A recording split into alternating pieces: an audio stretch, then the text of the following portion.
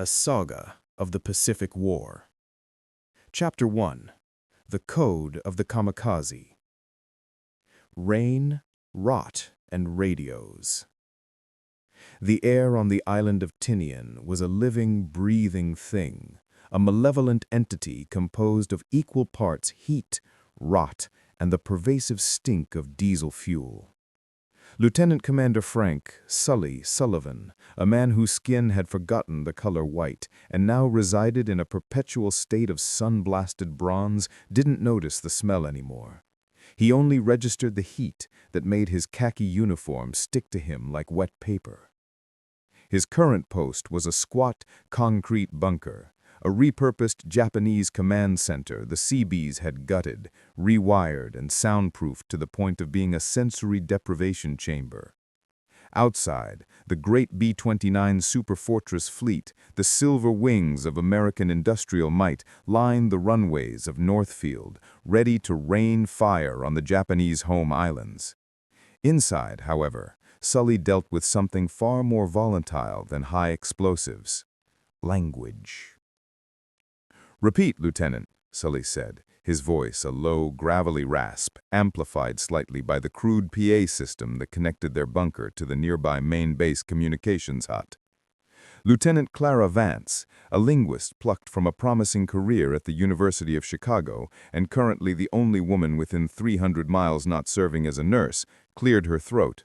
She was slight, wiry, and possessed a mind that could dissect the nuances of Japanese dialect faster than any machine.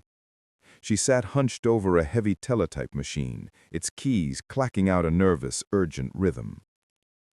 "Sir, the anomaly is centered approximately 20 miles due east of Kyushu, elevation 3,000 meters. The cipher, it's the same, sir, the Shimabara breeze variant, which is what concerns me." Sully leaned back in his canvas chair, the springs groaning in protest. The room was their world. A large, chipped map of the Western Pacific dominated one wall, peppered with colored pins marking weather fronts and, more ominously, patrol routes.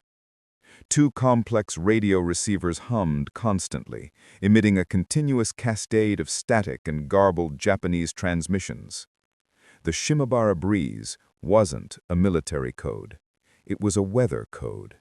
The Imperial Japanese Navy used a series of hyper-local meteorological terms, words only fishermen and farmers from specific prefectures would use to discuss short-term forecasts for air operations. It was a brilliant, low-tech way to communicate tactical information without alerting American cryptographers that a military message was being sent. The anomaly was the problem. For 3 days now, the Japanese had been transmitting identical, highly detailed weather reports for a single small patch of sky east of Kyushu, the southernmost of Japan's main islands. "It's too specific, Clara," Sully muttered, rubbing his temples. "A 3-day forecast for a space the size of a county. They're broadcasting what they want the weather to be, not what it is." "No, sir. They're broadcasting the weather that must be if their operation is to succeed," Clara corrected, without looking up. Her job was not to interpret the military meaning, but the linguistic one. "Listen to the term for the cloud cover." She pointed to a transcription taped to the wall. "O magai gumo." Standard military term for high-altitude cirrus clouds is joku kasumi, a technical term. But O magari gumo, it means great bend cloud, or cloud of the great curve. It's a term from Shinto-influenced poetry used to describe the path of a soul's ascent to the heavens. Sully stared at the term, the blood cooling in his veins. An ascent to the heavens. "Kamikaze," he breathed. "The largest concentration of Tokotai units is at Kanoya Air Base on Kyushu. The weather they are predicting, high, scattered cirrus, no strong winds above 5,000 feet, and clear visibility below that, is the perfect flight path for a massed dive attack on a high-value target in the Okinawa staging area." The invasion of Japan, codenamed Operation Downfall, was the next and final act of the war, slated for the coming months. Operation Iceberg, the invasion of Okinawa, was the terrifying blueprint for it. The Japanese were defending it with a ferocity never before seen, sacrificing thousands of lives in suicidal charges and launching wave after wave of Tokotai special attack pilots. Sully's unit, the Psychological Operations and Predictive Analysis Group, POPAG, had been secretly chartered by General Curtis LeMay not to break military codes, but to predict Japanese intent using non-traditional means: weather, agriculture reports, local radio dramas, and even fishing boat movements. They were the intelligence wing of the strategy to avoid Operation Downfall, which was projected to cost over 1 million American casualties. "They are planning a wave unlike anything we have seen," Sully concluded, pushing his chair back. "A coordinated, simultaneous strike of every available plane designed to overwhelm the radar picket ships and sink the core carrier fleet." The Admiral's contempt. Within the hour, Sully was standing in the immaculate, air-conditioned briefing room of Admiral Chester Nimitz's advance headquarters, a world away from his sweaty bunker. He felt, as always, like a grease monkey presenting a revolutionary theory to an assembly of astrophysicists. Nimitz was not present. Instead, Vice Admiral Raymond A. Spruance presided over the table, flanked by 3 senior intelligence officers who regarded Sully with professional contempt. Sully, relying on Clara's meticulous analysis, laid out his findings: the linguistic shift, the religious terminology, the narrow weather window, and the resulting military conclusion. "Gentlemen, the Shimabara breeze is not a drill. It's a religious prophecy being broadcast as a weather report. The attack will come at dawn 2 days from now. The target is the Fast Carrier Task Force positioned 70 miles south of Okinawa, the primary staging area for the iceberg logistics." One of the intelligence officers, Commander Elias Thorne, a Yale man with a perfect silver haircut, spoke first. "Commander Sullivan, our signals intelligence, MAGIC, has intercepted nothing to corroborate a strike of this magnitude. Their operational tempo remains stable, if not aggressive. You're basing a fleet-wide alert on a poem. A poem, Commander, that defines the spiritual commitment of their high command. They're not sending this via military channels because they know we're listening. The weather is the code. This is a sacrifice, not a tactic. They're throwing away their last air assets to try and shatter the will of the American fleet before they lose Kyushu. They must succeed, or Operation Downfall becomes inevitable." Admiral Spruance remained silent, his expression unreadable. He had a reputation for caution, but also for trusting solid data over conjecture. "Sullivan," Spruance said, his voice quiet, demanding attention, "what is the estimated number of aircraft? Based on the operational capacity of Kanoya and the auxiliary bases, and the fact that this is a final, all-in effort, we estimate a minimum of 300 kamikaze aircraft supported by a similar number of fighters and conventional bombers. It will be the largest air attack of the war." A low murmur swept the room. 300. That was a number that could cripple an invasion. Thorne scoffed. "Preposterous. They don't have 600 serviceable aircraft left on Kyushu, let alone the fuel and pilots to coordinate a massive wave like that. The planes may not be serviceable by our standards, Commander, and the pilots are not worried about return fuel. They only need one way." Spruance nodded slowly, a single, sharp movement. "Commander Sullivan, your theory is, as Commander Thorne stated, based on circumstantial evidence. However, your team's previous work on the Iwo Jima artillery patterns proved to be eerily accurate." He tapped a pencil on the briefing papers. "I cannot divert the entire carrier fleet based on a poetic weather forecast, but I also cannot afford to ignore the possibility of a 300-plane strike." He looked directly at Sully.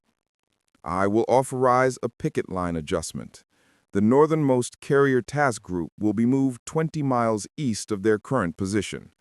The 2 flanking radar picket destroyers will be placed directly into your predicted flight path, at max alert. If this is a trap, we sacrifice 2 ships. If you are right, we save a third of the invasion fleet." Sully felt a rush of cold air despite the heat. The admiral was putting 2 destroyers and hundreds of sailors directly in the path of the storm, based on a Japanese poem. It was the most terrifying yet courageous strategic decision he had ever witnessed. "Thank you, Admiral," Sully said, saluting sharply. "Don't thank me, Commander," Spruance replied, his eyes cold and distant. "Just be right." The Great Curve. Sully made it back to the bunker just before midnight, the air thick with anticipation. Clara was still there, now connected to a direct line from the fleet's meteorology team. The forecast for the dawn 2 days hence was changing. The high cirrus was gathering, exactly as the Shimabara breeze predicted. "They're committing, Frank," Clara whispered, using his first name for the first time in months. "Then we have to commit too." Sully sat down, his hands clammy. The destroyers, the USS Laffey and the USS Bowie, were already sailing into position. They were the bait, the early warning system that would take the brunt of the attack. "Clara, I need you to do something outside your orders. I need you to find me the source, not the code, the actual text. Where does Omagari Gumo come from? Give me the context, the philosophy." Clara began frantically typing, accessing archived texts translated from captured libraries. Minutes stretched into an eternity, marked only by the frantic clicks of the teletype. Finally, she pulled a single sheet from the machine. "I found it, sir. An excerpt from a 13th century text on Buddhist philosophy, discussing the nature of a warrior's final ascent. Listen. The soul, having passed through the Great Bend Cloud, Omagari Gumo, descends again to earth to offer its final, single-minded service." Sully read the line, and the implication hit him like a physical blow. A single-minded service. Something that defined the Kamikaze was not their death, but the action immediately before it. "They're not just going to crash, Clara. They're going to deliver something. A monster, an especially large one. No, not a bomb. Something that takes single-minded service. Something that defines the ritual. What if the most dangerous weapon the Japanese have is not a plane, but a single piece of information?" Sully stared at the map, his mind racing. The entire rationale of the Kamikaze was to terrorize and delay. But what if this massive final wave had a secondary, more sinister mission? A mission that would set the stage for the true, inevitable horror of Operation Downfall.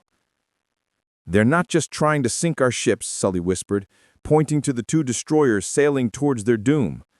"They are sending a message to the American people, delivered on the very same day that the first, most terrifying element of their final defense plan is put into action.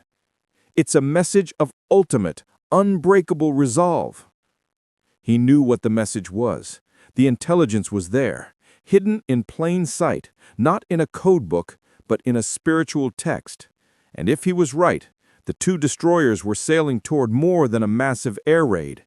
They were sailing into an operation designed to make the U.S. invasion of Japan impossible. Sully grabbed the field telephone, his hand trembling, ready to call Admiral Spruance with one final, desperate, and completely unverified warning. A warning that hinged on a piece of 700-year-old Japanese poetry. The fate of the entire Pacific invasion and the lives of millions hung on whether the Admiral would believe in the power of a single, ancient, poetic word. Chapter 2. The Dawn of the Demons. The Scent of Blood. The oppressive quiet that fell over the POPAG bunker was heavier than the tropical humidity. It was the quiet of waiting, waiting for the inevitable sound of the world tearing itself apart. Outside, the runways were empty, save for the transport planes and a few lingering maintenance crews. The bulk of the mighty B-29 fleet had been grounded by order of Admiral Spruance, a measure of precaution that was either brilliant foresight or paralyzing paranoia. Sully sat by the main radio receiver, headphones clamped over his ears, listening to the static, punctuated by the frantic, clipped chatter of the fleet communications officers off the coast of Okinawa. Lieutenant Clara Vance was beside him, monitoring the secondary set for any change in the Shimabara breeze frequency. "Still transmitting, sir," Clara whispered, her voice strained. "The cloud cover prediction is holding. High, scattered cirrus clues, perfect for their approach." "They're committing," Sully confirmed, his eyes fixed on a clock showing the time in the Okinawa staging area. "Less than an hour to dawn. They are executing the ritual, the ascent to the heavens." A sudden, sharp burst of static erupted in Sully's headset, followed by a voice, a young man, his tone high-pitched and frantic, speaking in rapid, almost intelligible English. "Contact, radar contact, massive inbound wave, bearing 040. High speed, low altitude groups splitting off. God, there are hundreds. I repeat, hundreds." The adrenaline surged through Sully, drowning out the heat. He stripped off the headset, the confirmation of his terrible prediction, a cold weight in his gut. "This is it. Get me a secure line to Admiral Spruance's HQ. Tell them the wave is confirmed, maximum saturation. Get me the live feed from the picket line. Now!" Clara frantically worked the communications board. The PA system crackled, and a deep, disembodied voice from the main comms center filled the bunker. All units, picket destroyers Laffey and Bowie under sustained attack. Repeat, under sustained attack. Enemy aircraft estimate revised upwards to 300 plus. They are bypassing the carrier screens. They're aiming straight for the line ships. The tin can that would not die. The next hour was chaos, distilled into audio. Sully and Clara listened, transfixed and helpless, to the running battle off Okinawa's coast. The picket line was designed to draw fire and give the main fleet precious minutes to scramble defenses. The USS Laffey, a tin can destroyer known for its swiftness and fierce anti-aircraft capability, was bearing the brunt of the assault. The sound of the battle was horrifying. The continuous, desperate roar of the Laffey's 20mm and 40mm guns, the dull percussion of near misses, and the heart-stopping scream of the dive-bombing planes. "Laffey is taking hits. Stern damage. Repeat, stern damage. Fire in the aft magazine. We need suppression." The voice of the Laffey's communications officer yelled over the line, punctuated by the metallic clang of a direct strike. Clara had tears streaming down her face, not from fear, but from the raw, shared terror of the men fighting to save the fleet. "The Bowie is moving to engage the flanking groups. They're taking pressure off the Laffey. They're working together, sir." Sully felt a surge of pride and horror. They had predicted the scope, but not the sheer, suicidal courage of the Japanese pilots or the desperate tenacity of the American sailors. This wasn't just a battle, it was a grinder. Then came the sound that silenced the room. A heavy, ripping sound, followed by absolute static from the Laffey's line. "Laffey connection lost! Comms down! Where is the Laffey?" The main comms voice was near panic. "No, wait!" Clara cried out, pointing to a small secondary radio receiver she was monitoring. "A burst signal. It's not a voice transmission. It's an IFF signal. Repeat it. It's too quick for a standard distress call." Sully grabbed the recording. IFF, identification friend or foe signals, were used to confirm a ship's position. This signal was a fast, double-tap pulse repeated 3 times. "The crew is still alive," Sully realized, his voice trembling. "They lost comms, but they are sending a manual IFF burst. They're still floating, and they are still fighting." In the end, the coordinated sacrifice of the 2 picket destroyers, along with the hurried air cover scrambled by the carriers after the initial warning, broke the back of the massed kamikaze attack. Over 150 planes were shot down before reaching the main fleet. The Laffey remained afloat, barely, a monument to defiance, having been struck by 6 kamikazes, 3 bombs, and strafed countless times. The Bowie fared slightly better, heavily damaged but functional. Scroll, the unfinished message.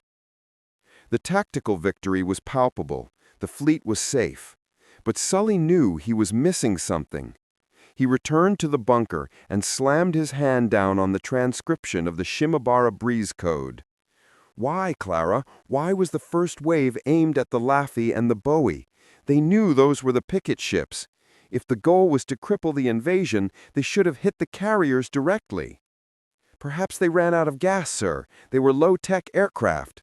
No, the forecast was for the specific path to the carrier group. They diverted slightly towards the two destroyers. It was intentional. They had a reason for wanting to engage those specific ships. Sully looked at the IFF signal Clara had recorded, the fast double-tap pulse. He looked back at the O Magari Como transcription. The soul, having passed through the Great Bend Cloud, descends again to Earth to offer its final, single-minded service. They weren't just sinking ships, Clara. They were delivering something to those ships. Something that had to be seen by the crew, or something they wanted to make sure we recovered. Find any reports at all, of anything found on or around the wreckage of the Laffy or the Bowie that wasn't standard military equipment. Clara worked the communications chain for hours, sending requests through intelligence channels, fighting bureaucracy and fatigue. The reports that came back were focused on salvage and casualty counts. Then one report, marked Curious Incident Report, USS Laffy, landed on her desk. Excerpt from CIR 712-Okinawa. Salvage crews recovered 2 sets of documents from the superstructure of the forward mast. One, a shredded map, standard issue. The second, a packet of what appears to be heavy rice paper leaflets, undamaged, weighted with small sandbags. They were recovered near the wreckage of the 6th Kamikaze that struck the bridge. The pilot appears to have released them just prior to impact, the sandbags forcing the bundle downward onto the deck. Contents are in Japanese characters and appear to be some form of propaganda, awaiting linguistic translation. Sir, the leaflets! Clara shoved the report at Sully. Sully snatched the report and the accompanying photographs, grainy images of rice paper covered in dense calligraphy. He could read just enough to recognize the script as archaic, almost literary Japanese. They didn't bring bombs, Clara. They brought propaganda.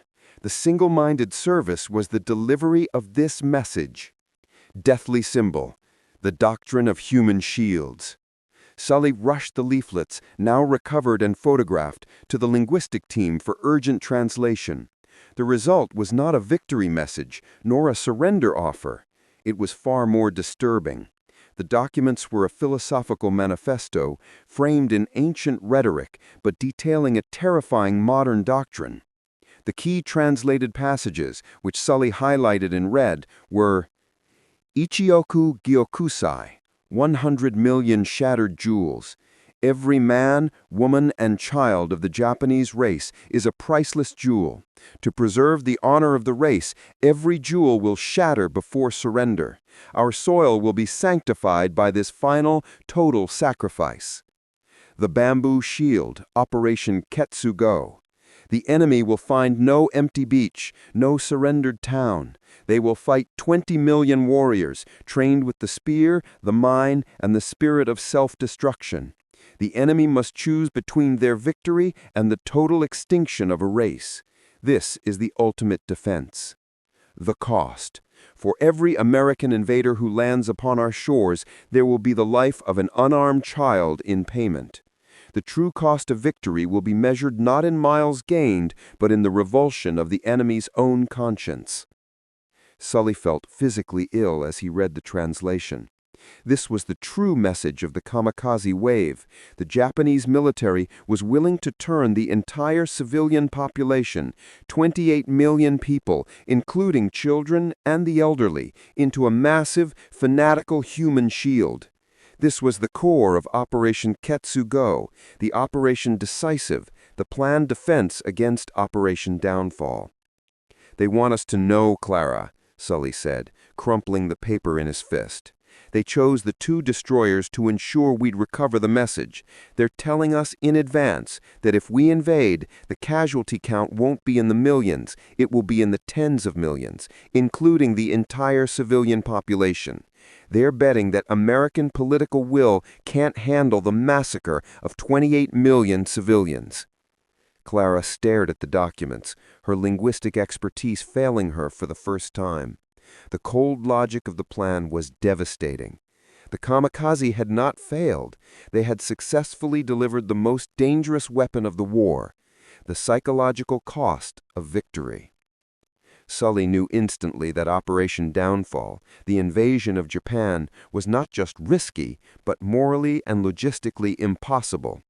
He had to find a way to break the will of the Japanese government without invoking the total sacrifice of their people. His new mission was clear: find the alternative to invasion and Ketsu-Go. The clock was ticking, and the lives of millions of Japanese civilians and millions of American soldiers depended on his forgotten bunker team finding the unseen bridge to peace. Part 2. The Quiet Weapon. Chapter 3. The Ghost of Ketsu-Go. Administration. The Washington Gambit. The stark reality of Ketsu-Go, the Japanese plan to arm and sacrifice 28 million civilians, shocked the High Command in the Pacific.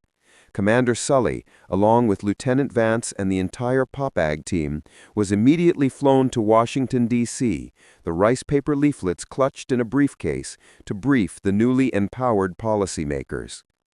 Washington, D.C. in the summer of 1945 was a crucible of ambition, exhaustion, and terrifying decision-making.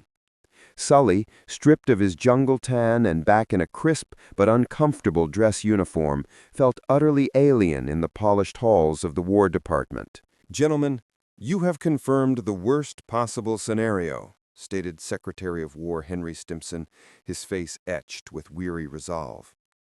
He sat at the head of a mahogany table, surrounded by generals and admirals, none of whom looked eager to discuss the prospect of a 5-million-man invasion force slaughtering an army of bamboo spear-wielding children.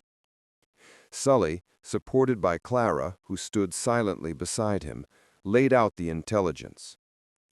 "Sir, the Japanese military, through propaganda like the Shimabara breeze, is preparing their population for total martyrdom. They view a direct invasion, Operation Downfall, not as a defeat, but as a final, glorious, televised suicide. The casualty projections for Downfall, already revised to over 1 million American lives, are now irrelevant. We will be faced with a genocide of the Japanese people, a moral disaster from which neither nation will recover." Admiral Ernest King, known for his bluntness, leaned forward. "So, Commander, we are to be blackmailed by the threat of mass suicide? What is your alternative? Continue the blockade until they starve? That will also lead to mass death." "We must stop fighting the war the Japanese expect us to fight," Sully argued, tapping a photo of the recovered Ketsu-Go leaflet. "Their entire doctrine hinges on unconditional surrender, which they interpret as the abolition of the imperial system and the execution of Emperor Hirohito. For them, the emperor is not a man, but the embodiment of the nation. If they perceive the emperor is safe, the Ichiaku Gyokusai, the shattered jewels philosophy, crumbles." He looked directly at Stimson. "Sir, we must create a non-lethal path to peace. We need to offer a specific, preemptive guarantee on the status of the emperor, and then broadcast that message into the heart of their society, bypassing the military censors entirely. We must give the peace faction inside the Japanese government the leverage they need to end the war." The room erupted in debate. Unconditional surrender was sacrosanct. It was the promise made to the American people and the Allies. Changing the terms was politically dangerous. But Stimson, staring at the sheer scale of the Ketsu-Go population chart, saw the horrific reality. Commander Sullivan, your team is authorized to pursue this alternative course. You will be given resources, but no public acknowledgement. You are to find this unseen bridge, a means to assure the Japanese populace and a section of the elite that surrender is possible without the dissolution of their divine line. You will work under the code name Project Chrysanthemum Whisper. The Exiled Professor. Sully and Clara were immediately sent to Hawaii, the forward command hub, to activate the intelligence network necessary for Chrysanthemum Whisper.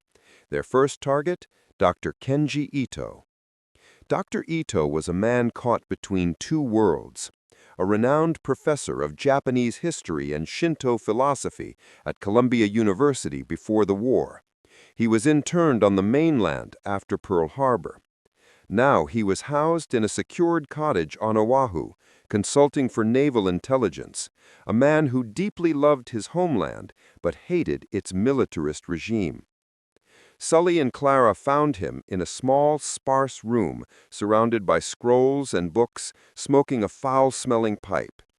He had the gentle, scholarly eyes of a man who preferred ancient texts to modern weapons.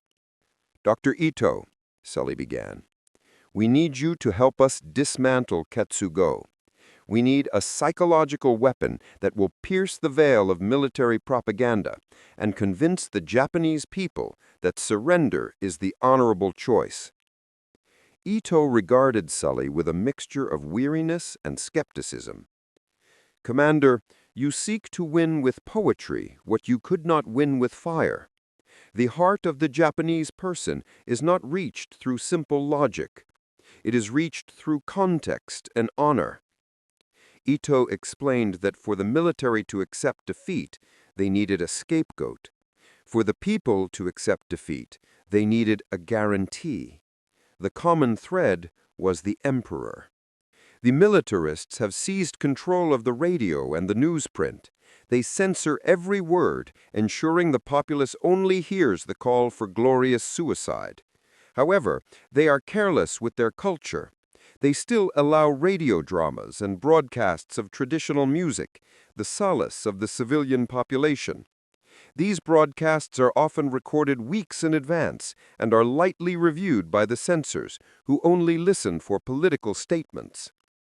Clara, the linguist, immediately grasped the concept. A Trojan horse. We embed a message not in the news, but in the entertainment.